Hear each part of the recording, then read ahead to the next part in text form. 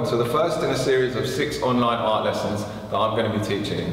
My name is Harry. So the first lesson, we're going to go right back to the most fundamental, basic thing, the starting point of most artwork, which is drawing. What you're going to need is a pencil. Printer paper is fine.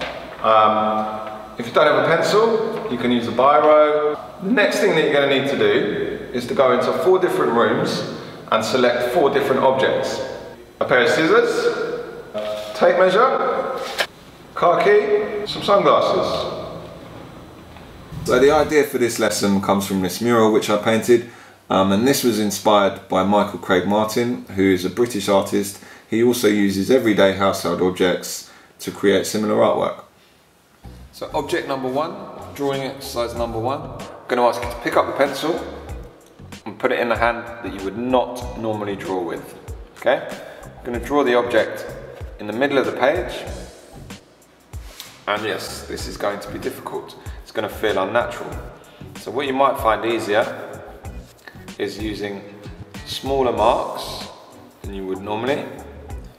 You might also want to give the pencil a firmer grip, like you might have done when you were younger, like this, give you a bit more control.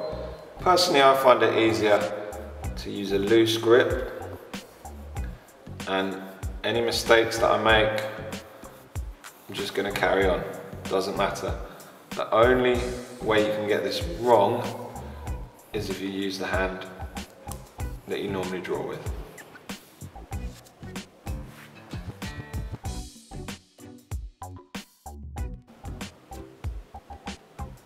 So that's taken me less than 2 minutes, and as you can see, it's not a particularly good drawing, but that doesn't matter. We're using these drawings as a starting point to create a different piece of artwork that isn't necessarily going to look like a drawing, or even like the objects we selected. Object number 2. I'm going to ask you to put your pencil back in your natural drawing hand, and we're going to draw the second object with one continuous line. Again, it's going to take a couple of minutes. Don't want you to spend any longer on it than that. But please, please, please, try and keep the pencil touching the paper at all times. So hold the pencil nice and loosely, otherwise your hand's going to get tired, you're going to hurt your fingers. So I'm going to start at one end. Now, when you're drawing with one line, obviously, in order to move around the page as you create the image, you're going to produce some lines which aren't actually on the object. That is absolutely fine. You'll see what I mean when you see me drawing. So I'm drawing the first blade there, straight on top of the glasses.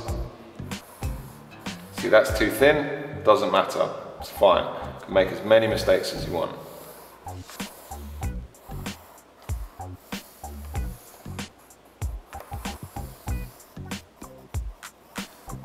I've actually done it so big that it's going off the page. Again, that's totally fine.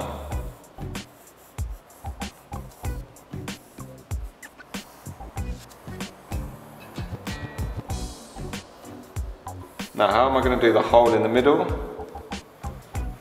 without taking the pencil off the paper? It's fine. I'm just going to create some lines that aren't actually on it, but they're in this drawing.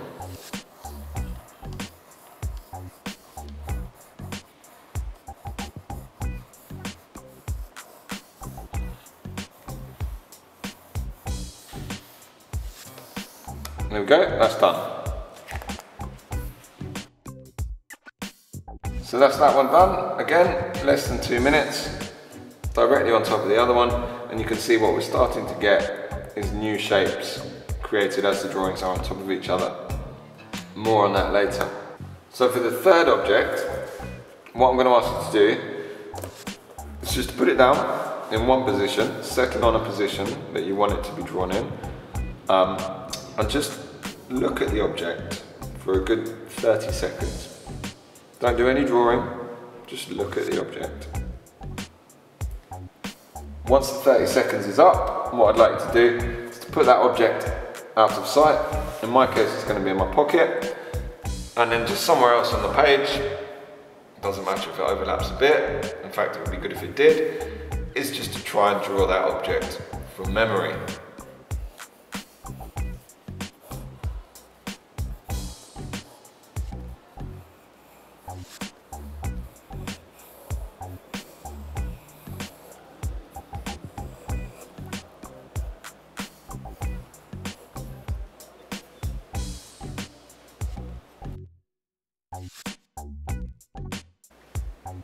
Object number 4. What we're going to do for this object, again, choose the position, the angle, the side, set it in front of you, and then you're going to close your eyes, try and draw the object.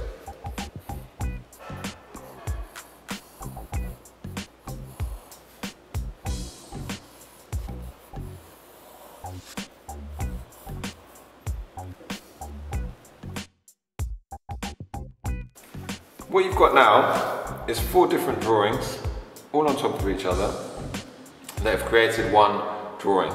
We would call this semi-abstract, because you can kind of see what it is, but there are also areas that are pretty much unidentifiable. What you'll also notice, overlapped, they've created new shapes. What we're going to do is add some colour.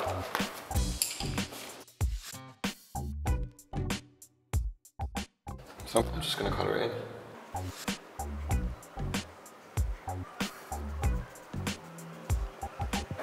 The shape that's directly next to it, and I'm going to pick a different colour and just colour it in.